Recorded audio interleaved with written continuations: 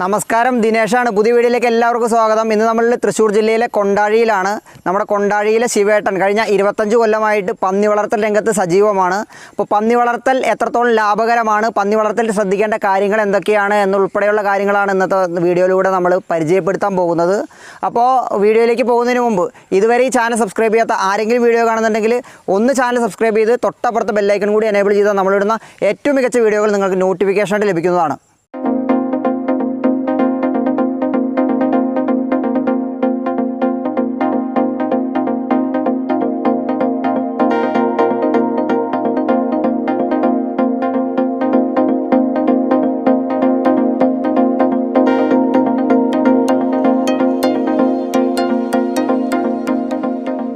ഒരു 10-25 വർഷമായിട്ട് നമ്മൾ ഈ കൃഷി ചെയ്തുകൊണ്ടിരിക്കുകയാണ്. എന്താണ് ഇങ്ങനെ ഒരു പന്നി വളർത്തൽ രംഗത്തേക്ക് നമ്മളെ ആകർഷിക്കാണ്ടായ കാരണം? പന്നി വളർത്തൽ മറ്റുള്ള കൃഷിയെ അപേക്ഷിച്ച് വളരെ ആദായകരമാണ്. പ്രത്യേകിച്ച് ഇത് സമൂഹത്തിനും വളരെ നല്ല ഇനം മാംസം കിട്ടും. അതുപോലെ തന്നെ മറ്റു മാലിന്യങ്ങളൊക്കെ ഒഴിവാക്കി അത് ഭക്ഷണയോഗ്യമാകുന്ന രൂപത്തിൽ നമുക്ക് സാധിക്കും. അത് കൊണ്ടാണ് ഈ കൃഷി നമ്മൾ ചെയ്യാൻ താല്പര്യം കാണിച്ചത്. ഇപ്പോൾ നമ്മുടെ ഫാമിലി എത്ര പന്നികളുണ്ട്? ഏതാണ്ട് 100 പന്നികൾ ഉണ്ട്. 100ഓളം ഉണ്ട്. ഏതൊക്കെ ബ്രീഡിൽപ്പെട്ട പന്നികളാണ് നമ്മൾ വളർത്തുന്നത്? ഡ്യൂറോക്ക്, ലാർജ് വെയ്റ്റ് എന്നീ ഇനങ്ങളാണ് നമ്മൾ വളർത്തുന്നത്. മറ്റിനങ്ങളിൽ നിന്ന് വ്യത്യസ്തമായിട്ട് ഈ പറയുന്ന ഇനങ്ങൾക്ക് എന്താണ് പ്രത്യേകത? ഡ്യൂറോക്ക് ലാർജ് വെയ്റ്റ് ക്രോസ് ചെയ്താൽ പിന്നെ നല്ല മാംസവും അതുപോലെ തന്നെ നല്ല വളർച്ചയും നമ്മുടെ അനുഭവത്തിൽ കാണുന്നുണ്ട്. അതുകൊണ്ടാണല്ലേ. ഇപ്പം ഞാൻ ഇവിടെ വന്നപ്പോൾ തന്നെ മറ്റ് പന്നി ഫാമുകളിൽ നിന്ന് വ്യത്യസ്തമായിട്ട് ഉള്ളൊരു അനുഭവമാണ് ഉണ്ടായിരിക്കുന്നത്. സ്മെല്ല് വളരെ കുറവാണ്. അങ്ങനെ സ്മെല്ല് ഇത്രത്തോളം കുറയാൻ എന്താണ് ഈ ഫാമിൽ ചെയ്യുന്നത്? ഈ ഫാമിൽ ഇതിൻ്റെ വേസ്റ്റ് വരുന്ന വെള്ളമൊക്കെ ഗ്യാസ് പ്ലാന്റിൽ കൂടെ വിട്ടിട്ട് അവിടുന്ന് അതിൻ്റെ സ്ലറിയൊക്കെ നീക്കം ചെയ്ത് ഈ വെള്ളം മാത്രം നമ്മൾ തെങ്ങ് കമുകിനൊക്കെ നമ്മൾ കുറേ അകലേക്ക് വിടുകയാണ്. അപ്പം ഈ പരിസരത്ത് അങ്ങനെ സ്മെല്ലുണ്ടാകുന്നില്ല. പിന്നെ പോയിട്ട് നമുക്കിത് ലാഭകരമായൊരു കൃഷി ആയതുകൊണ്ട് മുന്നോട്ട് തുടർന്ന് പോകണമെങ്കിൽ മറ്റുള്ള ആളുകൾക്കും ബുദ്ധിമുട്ടുണ്ടാകാതെ, അതുപോലെ തന്നെ നമ്മുടെ വീടും തൊട്ടടുത്താണ്, നമുക്കും ബുദ്ധിമുട്ടുണ്ടാകാതെ ഇരിക്കാൻ വേണ്ടി നമ്മൾ വളരെ ശ്രദ്ധയോടെയാണ് അതിൻ്റെ മലിനീകരണങ്ങളൊക്കെ നിയന്ത്രിക്കുന്നത്. ഇപ്പോൾ ബയോഗ്യാസ് പ്ലാന്റ് ഇവിടെ ഉണ്ടെന്ന് പറഞ്ഞല്ലോ. പക്ഷേ ബയോഗ്യാസ് പ്ലാന്റ് ഉണ്ടായിട്ട് പോലും പല ഫാമുകളിലും ഭയങ്കര സ്മെല്ലൊക്കെ വരാറുണ്ട്. അപ്പോൾ നമ്മൾ എത്ര നേരമാണ് അല്ലെങ്കിൽ ഒരു ദിവസത്തിൽ എത്ര തവണ നമ്മുടെ കൂട് വൃത്തിയാക്കാറുണ്ട്? കൂട് 2-3 തവണ വൃത്തിയാക്കാറുണ്ട്. 3 തവണ. അതുപോലെ തന്നെ നമ്മുടെ പന്നികൾക്ക് നമ്മൾ കൊടുക്കുന്ന തീറ്റ എന്താണ്, അല്ലെങ്കിൽ ഫുഡ് എന്താണ്? തീറ്റ നമ്മൾ ഹോട്ടൽ വേസ്റ്റ്, പിന്നെ ഇപ്പോഴാണെങ്കിൽ കപ്പ ഒക്കെ വില കുറവാണ്. കപ്പ, മറ്റ് പുല്ല് ഞങ്ങൾ കൃഷി ചെയ്തിട്ടുണ്ട്. അതൊക്കെ വെട്ടി കൊടുത്തു കഴിഞ്ഞാൽ നല്ല മാംസവും കിട്ടും. അതാണ് നമ്മുടെ പന്നികൾക്ക് കൊടുക്കുന്ന തീറ്റയുടെ പ്രധാനം. ഈ പുല്ല് എന്ന് പറഞ്ഞല്ലോ, ഈ പുല്ല് ഏത് ഇനത്തിൽപ്പെട്ട പുല്ലാണ്? അതായത് CO3 അങ്ങനെയുള്ള ഇനത്തിൽപ്പെട്ട പശുക്കൾക്ക് കൊടുക്കുന്ന പുല്ല് തന്നെയാണ്? CO3, ഗ്രേപ്പിയർ ഒക്കെ നല്ല ഇനം പുല്ലുകളാണ്. അപ്പോൾ ഇതിൻ്റെ വേസ്റ്റ് വെള്ളം വീണ പുല്ല് നല്ല പെട്ടെന്ന് വളർന്ന്, അപ്പോൾ നമുക്ക് എപ്പോഴും തന്നെ ഈ പുല്ല് ശേഖരിക്കാൻ സാധിക്കും. നല്ല വളർച്ചയുണ്ട്. ഈ പന്നി വളർത്തൽ എത്രത്തോളം ലാഭകരമാണ്? എൻ്റെ അനുഭവത്തിൽ നിലവിലുള്ള കൃഷി രീതികളെ അപേക്ഷിച്ച് നോക്കുമ്പം പന്നി കൃഷിയാണ് മെച്ചം. അതിൽ പന്നിക്കുട്ടികളെ ഉൽപ്പാദിപ്പിക്കുന്നത് കൂടുതൽ ലാഭകരമാണ്.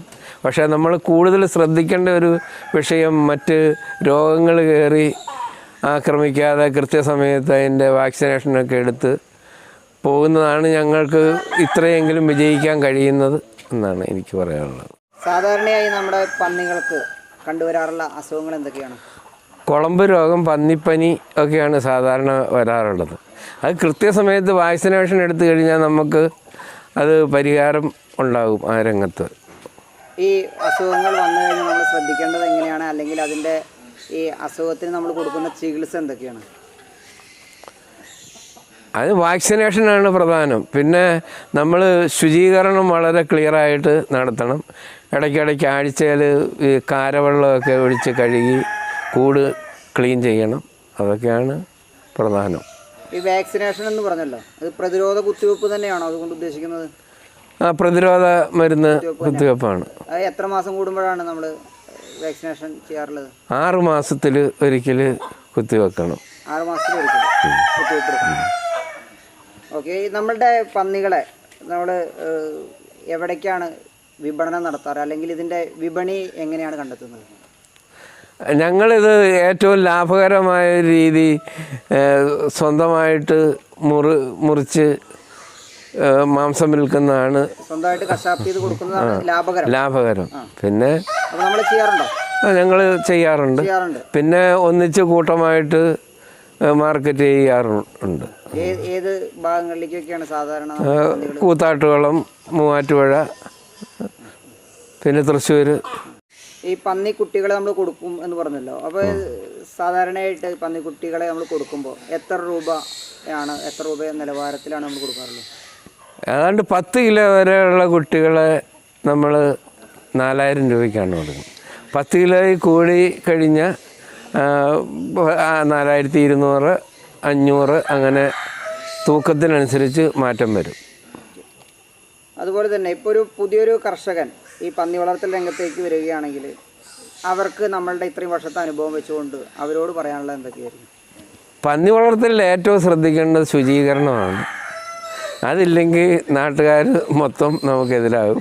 പിന്നെ ഏറ്റവും ലാഭമുള്ളൊരു കേസാണ് തുടങ്ങുന്നത് വളരെ ചുരുങ്ങിയ തോതിൽ തുടങ്ങുന്നതാണ് നല്ലത്. ഹോട്ടലിൽ നിന്നും അതുപോലെ തന്നെ മറ്റു സ്ഥലങ്ങളിൽ നിന്നൊക്കെ അതിൻ്റെ തീറ്റ എടുത്ത് കൊണ്ടുവരാറുണ്ടെന്ന് പറയുന്നത്, അതൊക്കെ നമ്മൾ എങ്ങനെയാണ് അത് കണ്ടെത്തുന്നത്?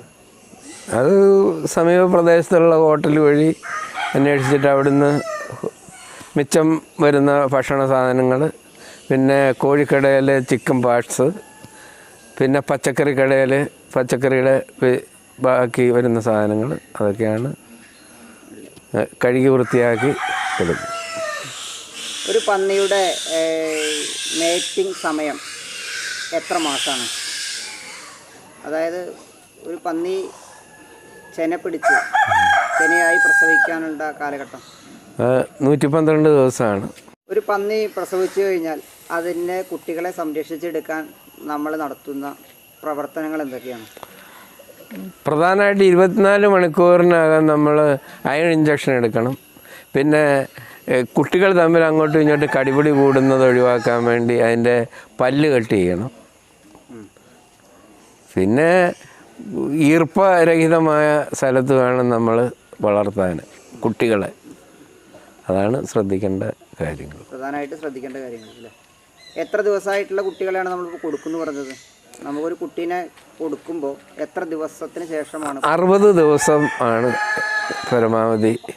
60 ദിവസത്തിന് ശേഷം കൊടുക്കുന്ന കുട്ടികളാണ് നമ്മൾ നേരത്തെ പറഞ്ഞ വിലയിലേക്ക് എത്തുന്നത്. ഇനി അതല്ല, ഇറച്ചിക്ക് വേണ്ടി ഒരു പന്നീനെ കൊടുക്കുകയാണെങ്കിൽ അത് എത്ര മാസം പ്രായമായിട്ടുള്ള പന്നീനെയാണ് നമ്മൾ സാധാരണ കൊടുക്കുക, അല്ലെങ്കിൽ എത്ര വയസ്സ്? 9 മാസം പ്രായം വരുന്ന പന്നികളാണ്. അപ്പോൾ ഏകദേശം ഒരു ആവറേജ് തൂക്കം ആ പന്നികൾക്ക് ഉണ്ടാവും. എത്ര ഉണ്ടാവും? ഒരു 100-120 കിലോ തൂക്കം ഉണ്ടാകും. 100 to 120 കിലോയുടെ ഉള്ളിൽ വരുമ്പോഴാണ് നമ്മൾ കൊടുക്കുന്നത്.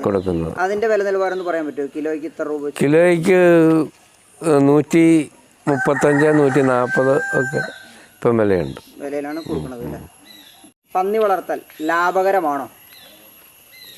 അത് തീർച്ചയായിട്ടും ലാഭകരമാണ്. പക്ഷേ ശ്രദ്ധ വേണം, അതാണ് ഏറ്റവും പ്രധാനം.